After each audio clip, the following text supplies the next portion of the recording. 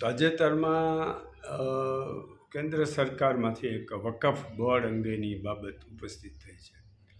હવે વકફ બોર્ડ એટલે એ કોઈ ભારતનું કોઈ એવું મહત્ત્વનું અંગ નથી, અને વકફ બોર્ડના બાપુજીની પેઢી નથી આ ભારત છે એ. બરાબર. આ તો નમાલા રાજકારણીઓ અને નીચ કક્ષાના આ ભૂતકાળમાં જે કોંગ્રેસ લોકોએ જે આખા કાયદાઓ નિયમો બનાવ્યા એના પાપે અત્યારે આ બધી સરકારને કસરત કરવી પડી છે. આમ તો મારી દૃષ્ટિએ તો નરેન્દ્રભાઈને ચાન્સ હતો.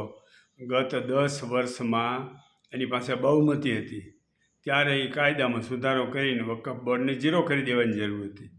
વકફ બોર્ડ એટલે શું પણ, અને એના માટે સરકારે હું અભિપ્રાય લેવાના, સંસદની કમિટીમાં મૂકવાનું. એટલે ભાઈ તમે કોઈ ભીખ માગો છો આ વકફ બોર્ડ પાસે? આ વકફ બોર્ડના બાપનો દેશ છે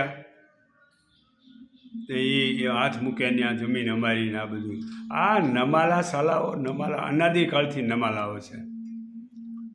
નહીંતર તમારે એમાં બીજું કે હિન્દુ હોય કે મુસ્લિમ હોય, બધા આ દેશમાં શાંતિથી રહેવાનું છે અને હવનો ધંધો કરી ખાય છે. ઓરિજિનલ મુસ્લિમો તો અત્યારે જે છે એ બધા હિન્દુમાંથી કન્વર્ટ થયેલા છે. એટલે એને ક્યાંય કોઈ 10 વર્ષમાં નરેન્દ્રભાઈ કાંઈ દેશમાંથી કાઢવાનું નથી કીધું કે કોઈ બીજા નિયમો નથી બનાવ્યા એના માટે, બધાય માટે. અને નરેન્દ્રભાઈ સમાન સિવિલ કોડ ન બનાવ્યો આ 10 વર્ષમાં. અને એ જેટલી ભૂલો કરીને એ બધી અત્યારે નડે છે. હવે અત્યારે બહુમતી નથી એની પાસે, ત્યારે આ મથામણ શરૂ કરી છે. અને ઓલા દુષ્ટ માણસો જે હોય, જે મુસ્લિમોના મત લેવા માટે થઈ અને સારું લગાડતા હોય, એ બધા રાષ્ટ્રદ્રોહી એ હિન્દુઓ જ ભલે કહેવાતા હિન્દુ, પણ એ આમ તો મુસલમાનની જ ઓલાદ હોય, નકર કાંઈ આવું થોડું કરે. આ તો બહુ સારી વાત છે કે હવે કોઈ પણ જગ્યાએ જે મુસ્લિમોની મસ્જિદો છે કે જે કાંઈ છે કે જે એના સ્થાનો છે એ બધા રહેવાના જ છે, અને કોઈને કાંઈ નથી તોડવાના, નથી કાંઈ લઈ લેવાના. પણ જે એની પાસે નથી, જે બીજા લોકો રહે છે કે બીજાના મંદિરો છે કે ઘર છે, તો એ એમ કે અમારું હોય. અરે ભાઈ, આવા નમાલીના માણસો મેં મારી જિંદગીમાં ક્યાંય નહોતા જોયા કે સરકારને એના માટે આજીજી કરવી પડે. અરે બધા વકફ બોર્ડ બધું વિખેરી નાખો અને વટહુકમ લઈ આવો, રાષ્ટ્રપતિને કહીને વટહુકમ લાવો અને લોકસભામાં કાયદો બનાવી દો. એમાં કોઈના ઓપિનિયન લઈ અને ભાઈસાબ બાપા કરવાની જરૂર નથી. અને બીજું કે આ જે કોઈ મુલ્લાઓ છે એ મુસ્લિમ બાળકો જે હોય છે એને મદ્રેસામાં મગજ ખરાબ કરવાનો ધંધો કરે છે, એને કટ્ટરવાદી બનવાની જે કાંઈ તાલીમ આપી રહ્યા છે, એ જ મોટા રાષ્ટ્રદ્રોહી છે આ મુલ્લાઓ. એની ઉપર પણ નજર રાખીને કાર્યવાહી કરવાની જરૂર છે. આ દેશમાં રહેવું છે, આ ધરતીનું ખાવું છે અને રાષ્ટ્રવિરોધી પ્રવૃત્તિ કરવી છે. સાનામાના તમે કડકાઈ આ ઇઝરાયલને જોવો તો ખરા, ક્યાં જઈને ક્યાં ખતમ કરે છે. અને કમસે કમ થોડુંક એમાંથી 1% તો પ્રેરણા લ્યો સરકાર, 1% ઇઝરાયલમાંથી. હાવ આખી જિંદગી નમાલા થઈને જીવવાનું છે અને રાજસત્તા ભોગવવાની છે, અને નમાલી પ્રજાની અંદર કાંઈ એમાંથી જ કાંઈ પ્રજા બોલતી નથી, જે હોય એ બધું ચલાવી જ લે છે. અને પ્રજા ડરપોકઈ છે અને નમાલી છે, બે વાત છે. નહીંતર કાંઈ આવું થોડું ચાલે.